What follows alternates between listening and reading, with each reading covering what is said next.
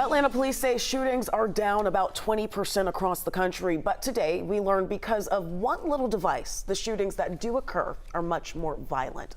11 Live's Bobeth Yates is following this story. She joins us with more.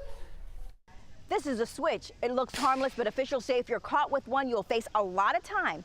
That's because it has the ability to turn a regular handgun into an automatic weapon. I want you all to think of some of the news stories you covered when you arrive across the region and you see markers, 50, 60, 100 plus shell casings.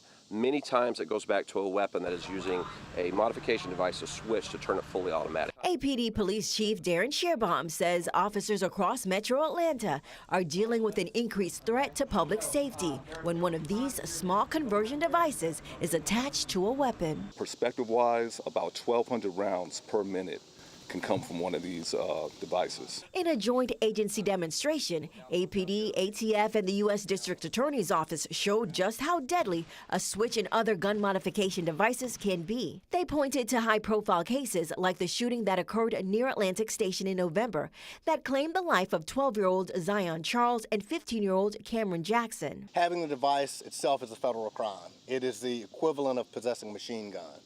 And we use the federal sentencing guidelines, but possession of these devices does come with a prison sentence. To help deter the use of switches, officers say firearm penalties have increased, and they even have a warning for those who own legal weapons to ensure they're not contributing to the problem. Secure your weapons when you come to enjoy Atlanta, because a gun stolen from a car in our city can be turned into a machine gun in just a few steps where someone takes an illegal switch and puts it on that weapon. And so this is a public safety issue. APD, ATF, and the U.S. Attorney's Office say they will be aggressively seeking out anyone caught with a switch.